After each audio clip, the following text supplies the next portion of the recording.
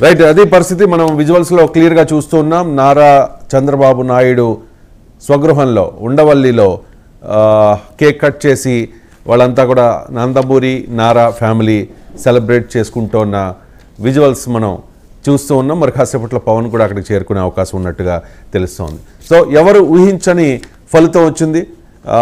బహుశా చంద్రబాబు నాయుడు కూడా ఎక్స్పెక్ట్ చేసి ఉండకపోవచ్చు ఈ స్థాయిలో కూటమి గెలుస్తుంది అని చెప్పి. ఇప్పటివరకు ఉన్న ట్రెండ్స్ ప్రకారం 12 స్థానాలకి పరిమితమైన వైసీపీ మరొక స్థానం దిగజారిపోయే అవకాశం కనిపిస్తోంది. 11 స్థానాల్లో మాత్రమే, ఇది తాజా సమాచారం, 11 స్థానాల్లో మాత్రమే వైఎస్ఆర్ కాంగ్రెస్ పార్టీ లీడ్లో ఉన్న పరిస్థితి. 2019 ఎన్నికల్లో 23 స్థానాలకే తెలుగుదేశం పార్టీ పరిమితమైనప్పుడు ఆ పార్టీని చాలా ఎద్దేవా చేశారు వైసీపీ నాయకులు. 23కే పరిమితమైంది, మీ పార్టీని బంగాళాఖాతంలో కలిపేశారు అంటూ అపహాస్యం చేశారు. మరి ఇప్పుడు వైఎస్ఆర్ కాంగ్రెస్ పార్టీ పరిస్థితి ఏంటి, ఎందుకు ఇంతలా దిగజారిందనే మీద ఆ పార్టీ నాయకులు పోస్ట్ మార్టం నిర్వహించుకునే పరిస్థితి కూడా కనిపించని పరిస్థితి కనిపిస్తోంది. ఎందుకు అంటే సజ్జల రామకృష్ణారెడ్డి నేను చాలా కాన్ఫిడెంట్గా చెప్పారు, సంబరాలు చేసుకోవడానికి సిద్ధంగా ఉండండి వైసీపీ శ్రేణులు అని చెప్పి. సో బెట్టింగ్స్ కూడా తక్కువ స్థాయిలో ఏం జరగలేదు, చాలా పెద్ద స్థాయిలో బెట్టింగ్ జరిగింది.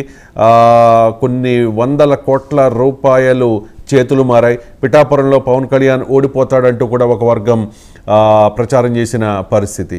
ఈ నేపథ్యంలో ఇంత అనూహ్య విజయం తర్వాత వైఎస్ఆర్ కాంగ్రెస్ పార్టీ నాయకుల నోట మాట రావడం లేదు. మనం చూస్తూ ఉన్నాం కొన్నిదెల్ల నాగబాబు అండ్ వాళ్ళ సిస్టర్స్ ఉద్వేగ భరిత క్షణాలు ఇవి. So Pavan Kalyan assembly gate తాకనివ్వము అని చెప్పి వైఎస్ఆర్ కాంగ్రెస్ పార్టీ నాయకులు పదే పదే శపథాలు చేస్తూ, వ్యక్తిత్వ హననాలు చేస్తూ, పెళ్లాలను విమర్శిస్తూ, మెగా కుటుంబంలోని ఆడపిల్లల్ని కూడా రాజకీయాల్లోకి లాగేసి ఎంత అలా ఇబ్బంది పెట్టారో చూసాం. అప్పుడు ప్రజారాజ్యం పార్టీలో చిరంజీవిని ఇబ్బంది పెట్టారు.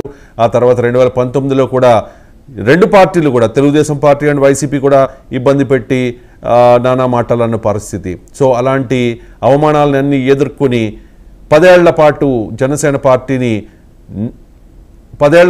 జనసేన పార్టీని సక్సెస్ఫుల్గా నడిపించి finally Pawan Kalyan 100% strike rate, నాకు తెలిసి దేశంలో ఇదే రికార్డ్ అనుకుంటా, తీసుకున్న స్థానాలన్నింటిలోనూ గెలవడం. పవన్ కళ్యాణ్ మొదటి నుంచి చెప్పారు 100% స్ట్రైక్ రేట్ అని చెప్పి.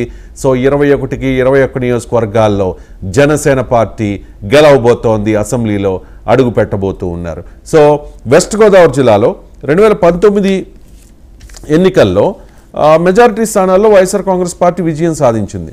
కానీ ఇప్పుడు ఆ పరిస్థితి కనిపించడం లేదు. Let me check. ఇప్పుడు ఆ పరిస్థితి కనిపించట్లేదు. ఒక్క స్థానంలో కూడా 15 స్థానాలు ఉన్నాయి వెస్ట్ గోదావరిలో. ఉమ్మడి వెస్ట్ గోదావరి గురించి చెప్తూ ఉన్నాను. 15 నియోజకవర్గాల్లో ఒక్క స్థానంలో వైఎస్ఆర్ కాంగ్రెస్ పార్టీ ఖాతా తెరవలేకపోయింది. జనసేన పార్టీ అక్కడ పోటీ చేసిన 6 స్థానాల్లో కూడా, ఇంక్లూడింగ్ పోలవరం ఎస్టీ రిజర్వ్ నియోజకవర్గంలో కూడా చిర్రి బాలరాజు లీడింగ్లోకి వచ్చేశారు. ఉంగుటూరులో,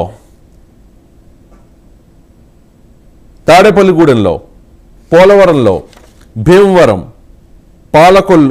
నర్సాపురం, నెడదవోలు, ఇలా ఉమ్మడి పశ్చిమ గోదావరి జిల్లాకు సంబంధించి 6 నియోజకవర్గాల్లో జనసేన పార్టీ అభ్యర్థులు లీడ్లో ఉంటే ఆల్మోస్ట్ విజయం కన్ఫర్మ్ అయిపోయింది. మిగిలిన 9 నియోజకవర్గాల్లో తెలుగుదేశం పార్టీ భారతీయ జనతా పార్టీ ఎక్కడా పోటీ చేయలేదు. భారతీయ జనతా పార్టీ చేయలేదు. 9 స్థానాల్లో తెలుగుదేశం పార్టీ పోటీ చేసింది. 9 స్థానాల్లో కూడా విజయం దిశగా తెలుగుదేశం పార్టీ అభ్యర్థులు పెడుతూ ఉన్నారు. 6 స్థానాల్లో జనసేన పార్టీ విజయం ఖాయంగా కనిపిస్తోంది. So YSR Congress party west గోదావరిలో వైట్ వాష్ అయిపోయింది. కూటమిదే మొత్తం వెస్ట్ గోదావరి. సో అటువంటి వెస్ట్ గోదావరి జిల్లా చాలా కీలకమైన జిల్లా.